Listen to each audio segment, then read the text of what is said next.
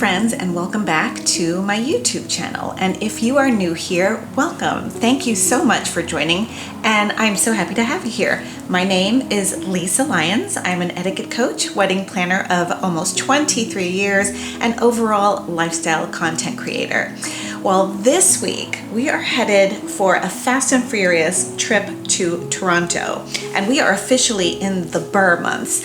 Right now I'm still in Traverse City and fall has arrived. I just went on a hike yesterday and today, and I can already see the leaves changing, and it is so magical. Anyway, I thought this would be a perfect opportunity in this video to cover travel etiquette. So look for that a little bit later on in this video, but for now, the biggest challenge before me is it's really just an overnight trip to see what I can get away with in just this little carry-on bag. I know Mr. Lyons would love for us to just go up and down in just like a backpack or something, but he knows this is not realistic. So anyway, I'm excited to share travel etiquette with you because this is something that really took off with my audience, particularly on Instagram and some on Facebook about 3 years ago when we went to South Africa, when I really went over travel etiquette. And when you go on a long haul flight like that was 15 plus hours for us, there's just so much at stake with such a massive travel experience like that. There is comfort, there's patience, there's hunger, there's time management, possible delays, all of the things so travel etiquette really comes into handy. And so we'll just share some guidelines and tips to hopefully make your travel experience a lot better, both as a fellow passenger and hopefully with someone that you're flying with as well. So anyway, it is the first week of September. So much going on. So let's just have a wonderful week together, shall we?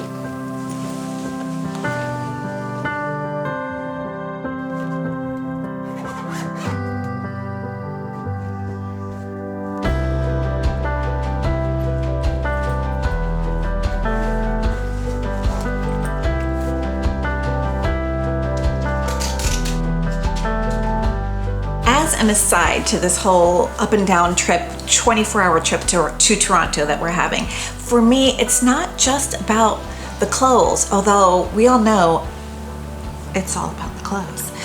No, seriously, I can manage the outfits pretty well. For me, it is all of the toiletries. And I mean, I feel like my skincare regimen alone takes up this bag. And if you watched my intro video, then you'll know also my hair is the bane of my existence because it is so curly. So to manage that, I need like hot tools and all of the things. So that's going to be my biggest challenge this week, is to get organized enough to pack and have a pleasurable experience and still have all of my things. Luckily, the weather is very similar in Toronto to what it is here, so it's very cool. I think I mentioned fall, I feel like, has arrived over here, so I'm pretty prepared for that. It's just those toiletries. Help. Hello friends, and happy September. We are officially in the Burr months. I cannot believe it. Today's actually September 1st, although I know you'll be watching this after that, but it is such a beautiful day. I decided to go on a nature hike. It's one of my very favorite things to do here. And it dawned on me that this is something I'm going to really miss when we get back to Florida. I have good walking paths in Florida, but there's something about all of these trees and nature that just, I don't know, makes my heart sing. So going for a relaxing walk. My parents left back for their house this morning. It was a little emotional, but they live in Florida from December through May, so we'll see them soon. It was so great having them here. But yeah, getting some fresh air, some vitamin D. It's Labor Day, and I hope you're all having a fun time celebrating wherever you are.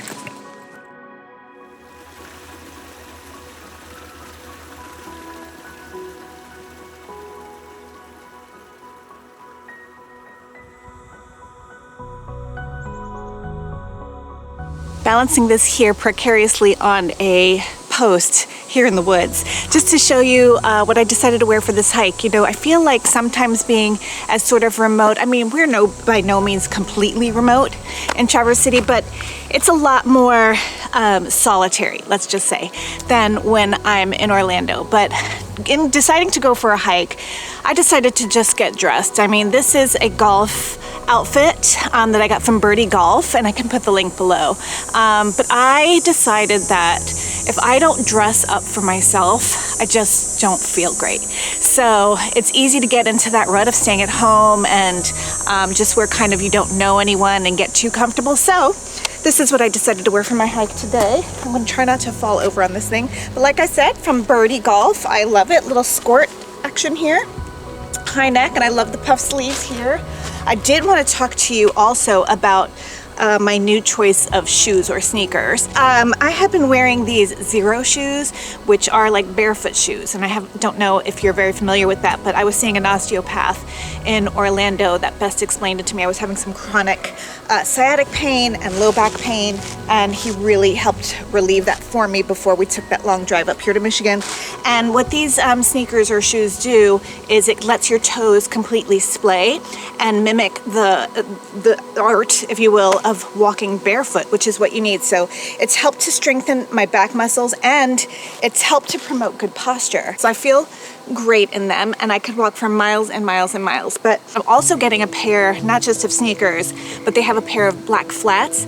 I'm definitely getting those for my wedding days, because after 23 years of wedding planning and producing weddings, I'm crippled practically on these 14, 16-hour days on my feet. So I look forward to showing that to you as well.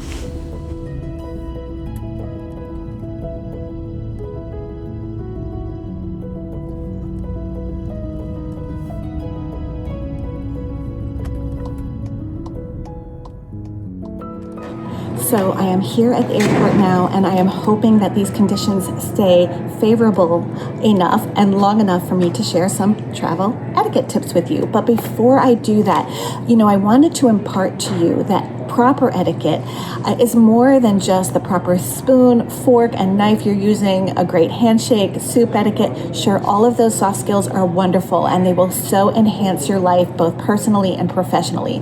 But proper etiquette really just lies down to three simple fundamentals, and that is respect, kindness, and courtesy. And therein lies travel etiquette. So the reason why I'm able to deliver these messages to you today is because I have in my trusty earbuds here.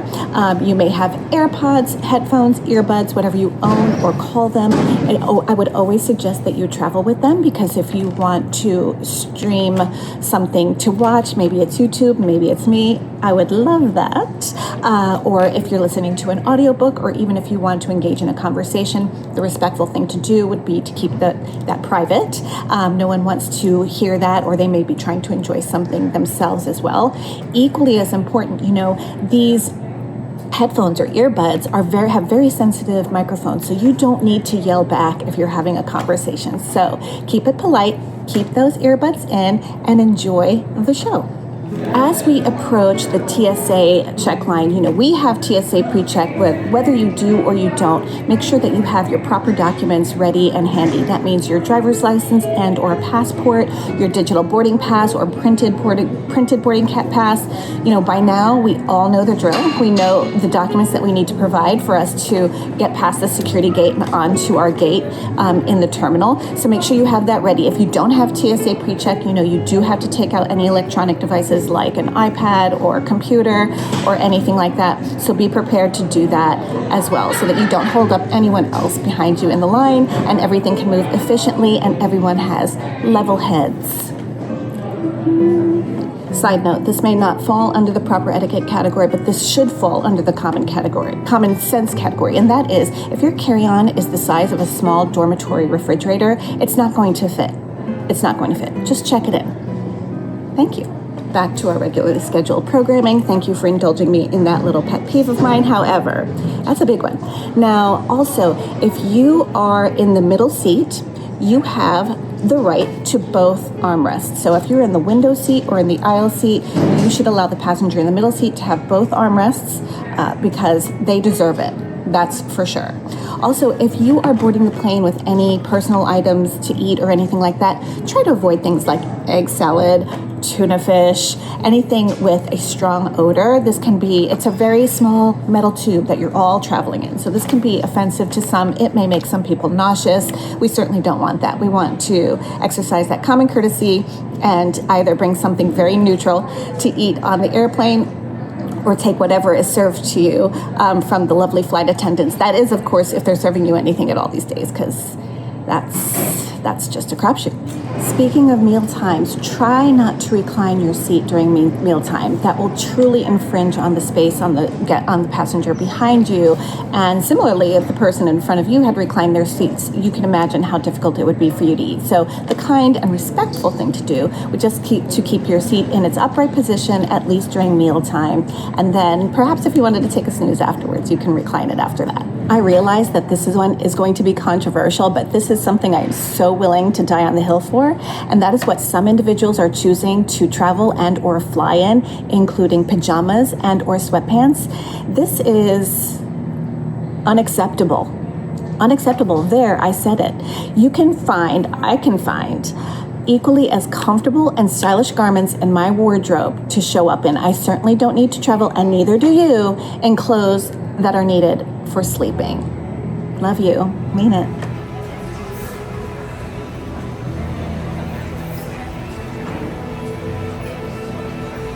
It's about that time, friends. So we are going to get over to our gate, get comfortable, and thank you for indulging me on with these etiquette tips. It's kind of crazy to film in an airport, but I'm glad I did it. It was a little nerve-wracking, but if you made it this far, thank you so much. And comment earbuds, and I'll know you made it this far. And also, I know you have some travel etiquette pet peeves, so share them with me in the comments below. I'll see you next week. Bye.